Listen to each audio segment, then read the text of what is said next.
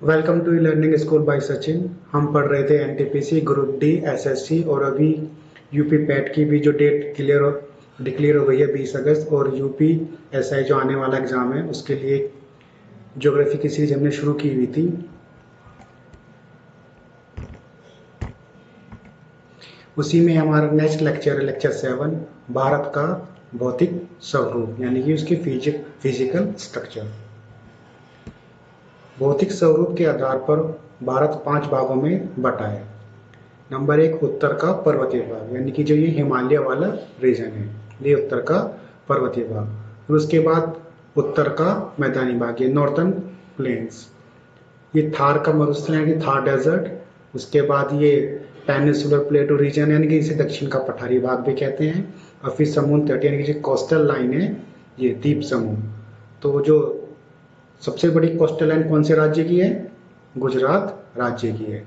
और गुजरात राज्य की राजधानी है गांधीनगर।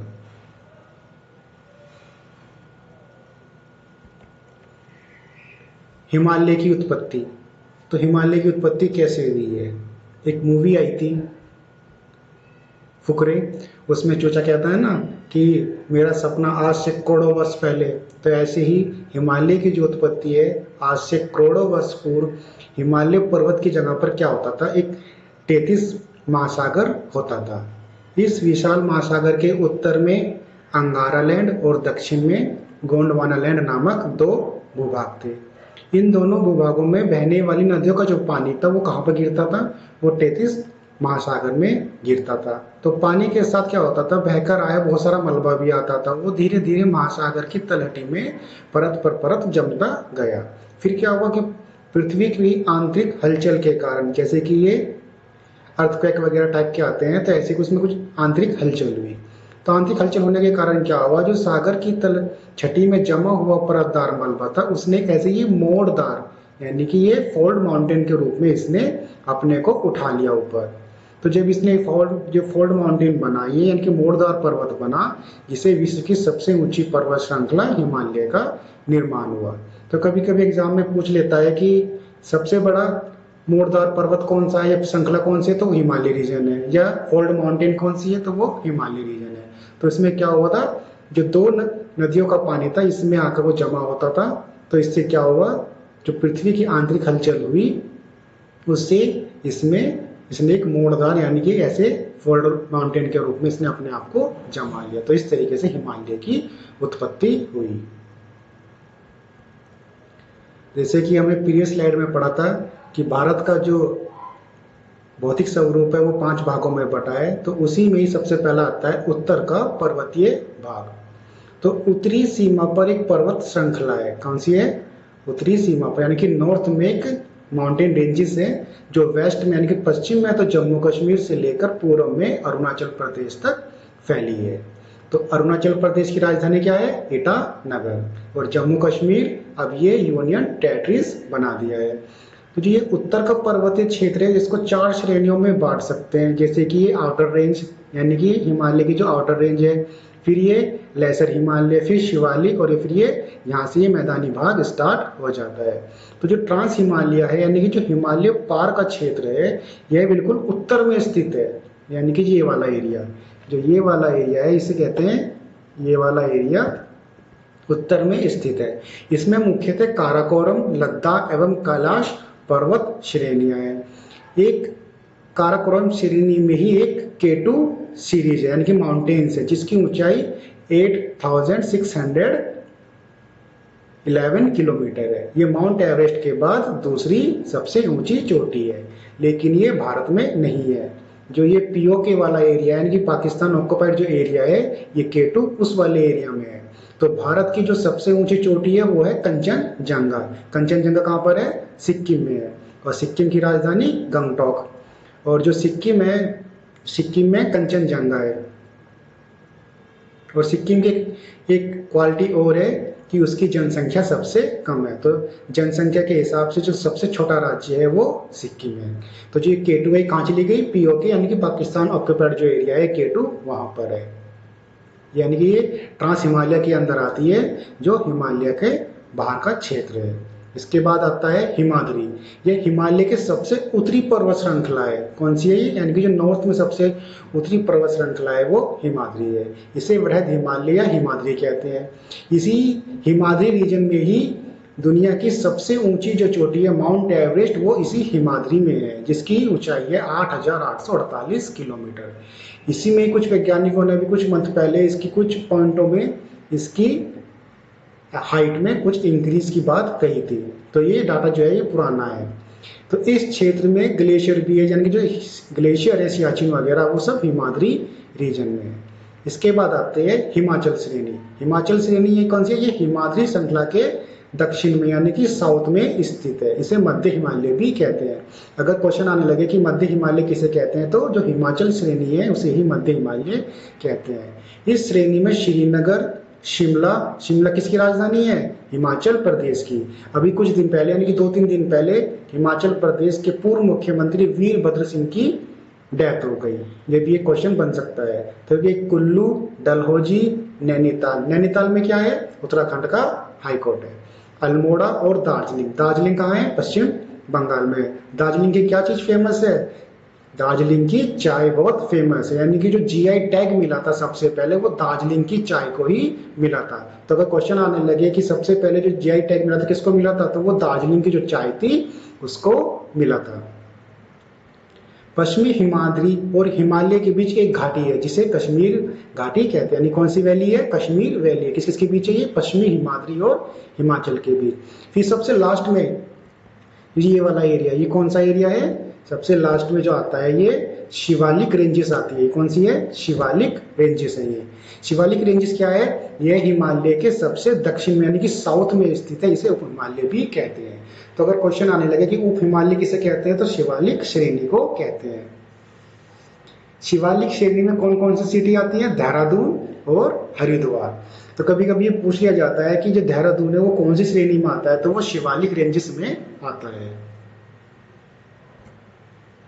उसके बाद सेकंड नंबर में आता है उत्तर का मैदानी भाग। यानी कि जैसे ही हम उत्तर के पर्वतीय भाग से नीचे आएंगे तो क्या शुरू हो जाएगा? उत्तर का मैदानी भाग। अब इसमें दो चीज आती है, भाबर व तराई। अब ये भाबर क्या है?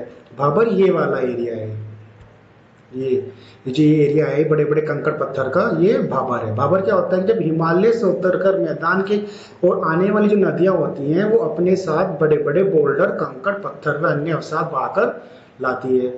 नदी द्वारा शिवालिक के सहारे 8 से 16 किलोमीटर तक चौड़ाई में इन अवसादों का निक्षेप किया जाता है। इसे क्या कहते हैं? भाबर क्षेत्र कहते हैं। यानी कि जो पानी आ रहा है नदियों का, जो बड़े बड़े कंकड़ पत्थर आते हैं ये इन्हीं के किनारे जमा होने लगते हैं। इसे ही भाबर क्षेत्र कहते हैं। उसके बाद क्या होगा? ये नदियां पत्थरों एवं अवसादों के नीचे क्या हो जाएंगी? ये विलुप्त हो जाएंगी। यानी कि जो ये हरिद्वार, ये ऋषिकेश वाला एरिया है, उसके बाद क्या होगा? ये आगे आके पुनः धरातल पर दिखाई देगी। कौन से में? पूर्वांचल यानी कि जो पूर्वी उत्तर प्रदेश है वहां पर ये फिर दिखाई देंगी धरातल पर। अब ये क्या होगा कि भाबर के सहारे एक नम व दलदली क्षेत्र का निर्माण होगा। यानी कि क्या होगा? ये ऐसे दलदली क्षेत्र का निर्माण होगा। इसे तराई क्षेत्र कहते हैं। अब जो उत्तर के ये पर्वतीय भाग से नीचे नदियां आती हैं तो ये क्या करती हैं? कुछ मिट्टी भी लाती है साथ में। तो वो कौन सी मिट्टी है? जलोढ़ मिट्टी। जलोढ़ मिट्टी में क्या है कि नदियों के द्वारा लाई गई बहुत ही महीन उपजाऊ मिट्टी होती है। ये कुछ नदी तंत्र हैं, इन पे क्वेश्चन आ जाते हैं। जैसे कि सबसे बड़ी नदी पहले कौन सी हुआ करती थी भारत की? सिंधु होती थी। सिंधु कहाँ पर गिरती है? अरब सागर में, यानी कराची के रास्ते ही होते हुए अरब सागर में गिरती है। जो इसकी सहायक नदियां जो इसकी ट्रिब्यूटरी हैं वो झेलम, चेनाब, रावी, व्यास और सतलज है। झेलम तो ये जो जम्मू कश्मीर वाला एरिया है, भारत और पाकिस्तान के बीच में एक तरीके से बॉर्डर का काम करती है। रावी, व्यास और सतलज। कभी कभी क्वेश्चन आ जाता है कि ऐसी कौन सी नदी है जो केवल भारत में ही उसका फ्लो होता है, तो वो नदी व्यास है, क्योंकि ये सतलज नदी में मिल जाती है। और ये पांचों नदियां कहाँ जाकर मिलती हैं सिंधु नदी में? पाकिस्तान में एक जगह है मिथालकोट। मिथालकोट में जाके ये पांचों नदियां सिंधु नदी में मिल जाती हैं। फिर है गंगा नदी तंत्र। इसमें क्या है? इसकी ट्रिब्यूटरी कौन कौन सी? गंगा कहाँ से निकलती है? ये ग्लेशियर से निकलती है। यानी कि जो ग्लेशियर है हमें स्टार्टिंग में पढ़ा था पर्वतीय क्षेत्र में, वहां से निकलती है। कौन सा ग्लेशियर का नाम क्या है उसका? गंगोत्री। और यमुना निकलती है, यमुना भी दूसरी साइड से निकलती है वहीं से। तो ये यमुना कहाँ जाके मिलती है, ये गंगा से ये मिलती है जाके इलाहाबाद में प्रयाग नामक जगह है, वहां पर जाकर ये इसमें इसको ट्रिब्यूटरी बन जाती है, यानी कि वहां जाकर ये इनका संगम होता है। ये घाघरा नदी है, ये घाघरा नेपाल से आती है, गंडक भी नेपाल से आती है, गोमती ये लखनऊ वाली है, और ये कोसी, कोसी को बिहार का शोक भी कहा जाता है। अब ये कोसी नदी क्या है, ये इसको जहां भी रास्ता मिलता है ये अपना पानी वहां पर ही बहाना शुरू कर देती है। फिर ये ब्रह्मपुत्र नदी तंत्र, ब्रह्मपुत्र कहाँ से निकलती है, ये कैलाश मानसरोवर में जो झील है ये वहां से निकलती है। इसकी सहायक नदी है लोहित, दिबांग और तीस्ता। दिबांग और तीस्ता कहाँ पर है, अरुणाचल प्रदेश तथा असम में। लोहित नदी पर एक फेमस भारत का सबसे बड़ा पुल बना हुआ है, क्या नाम है इस पुल का, भूपेन हजारिका पुल बना हुआ है, जिसकी लंबाई 9.1 किलोमीटर समथिंग है। तो वो कौन सी नदी पर बना हुआ है, वो लोहित नदी पर आसाम में बना हुआ है। आसाम में ही एक आइलैंड है, एक इकलौता ऐसा आइलैंड है जो नदियों द्वारा बनाया जाता है। मोस्टली जो क्या होता है, जो आइलैंड बनते हैं वो समुद्र के द्वारा बनते हैं, जो समुद्र का पानी होता है, जो सी का वाटर होता है उसके द्वारा ये आइलैंड बनते हैं। लेकिन आसाम के अंदर एक ऐसा आइलैंड है जो कौन बनाती है, वो ब्रह्मपुत्र नदी बनाती है, और उस आइलैंड का नाम है मजोली द्वीप। यानी कि जो माजोली द्वीप है, जो आइलैंड है वो आसाम के अंदर है, और वो एक लौता दुनिया का ऐसा आइलैंड है जो नदी द्वारा बनाया जाता है। ये ब्रह्मपुत्र नदी की कुछ क्वालिटीज हैं कि ब्रह्मपुत्र जो नदी है जो तिब्बत के मानसरोवर झील से निकलती है, जब ये चीन में जाती है तो उसको वहां पे शांगपो नाम दिया गया है। कभी कभी क्वेश्चन आता है कि जो ब्रह्मपुत्र को चीन में क्या नाम दिया है, शांगपो, या शांगपो किस नदी का नाम है, ब्रह्मपुत्र का। और जैसे ही ये भारत में एंटर करती है असम वाले एरिया में तो इसका नाम हो जाता है ब्रह्मपुत्र। उसके बाद ये बांग्लादेश में एंटर करती है, तो जब ये बांग्लादेश में एंटर करती है तो ये बांग्लादेश में जमुना नाम से एंटर करती है, और उधर से गंगा आती है। जब गंगा बांग्लादेश में एंटर करती है तो वो पद्मा नाम से एंटर करती है। तो ये जमुना और पद्मा मिलकर क्या करेंगी, जो बे ऑफ बंगाल में डेल्टा बनाती है उस डेल्टा में ये मेघना के नाम से गिरती है। तो क्वेश्चन आता है कि जब ये बे ऑफ बंगाल में डेल्टा बनाती है तो ये किस नदी, तो इनका नाम क्या हो जाता है, तो इस नदी का नाम मेघना होता है। यानी कि ये मेघना के नाम से डेल्टा बनाती है, यानी कि मेघना के नाम से ही बे ऑफ बंगाल में गिर जाएगी। और जब गंगा बांग्लादेश में एंटर करती है तो उसका नाम पद्मा होता है, और जब ब्रह्मपुत्र बांग्लादेश में एंटर करती है तो उसका नाम जमुना होता है। चीन में ब्रह्मपुत्र को शांगपो नाम दिया गया है। तीसरा जो फिजिकल स्ट्रक्चर है वो है थार का मरुस्थल, यानी कि थार डेजर्ट। उत्तर मैदान के दक्षिण पश्चिम में अरावली पर्वत से लेकर पाकिस्तान की सीमा तक यह फैला है।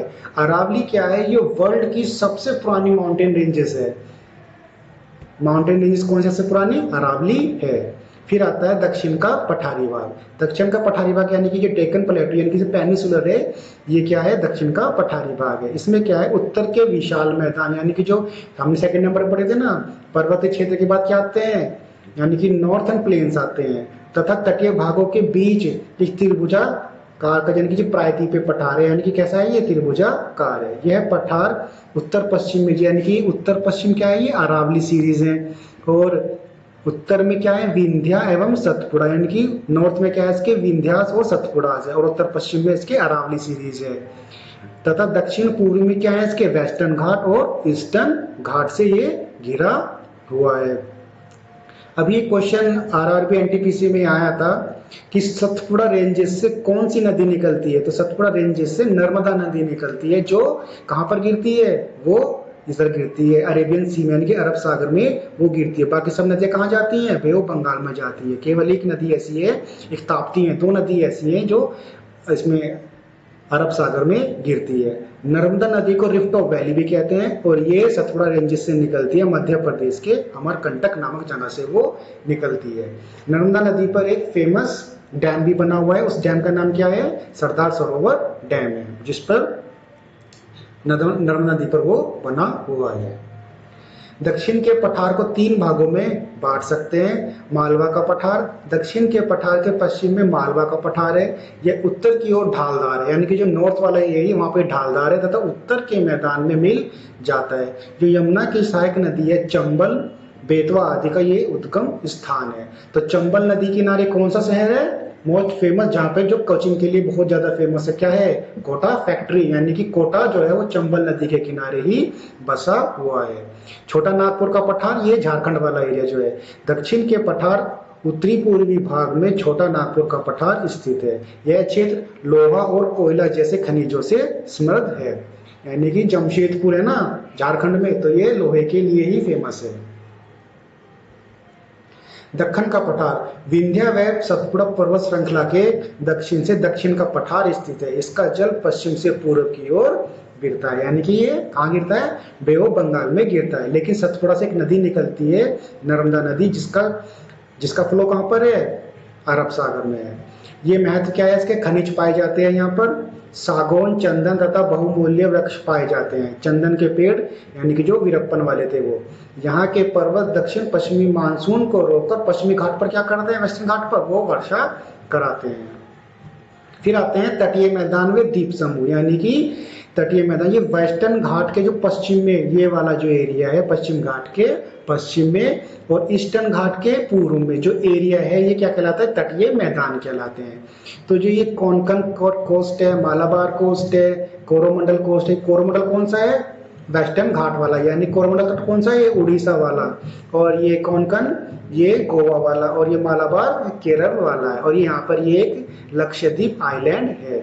पूर्वी तटीय मैदान की नदी, यानी कि जो वेस्ट ये ईस्टर्न घाट के जो पूर्व में जो एरिया है, दक्षिण जो पूर्वी तटीय, इसकी कुछ फेमस नदियां हैं, जैसे कि महानदी। महानदी पे क्या है, भारत का सबसे लंबा डैम है, हीराकुंड डैम है।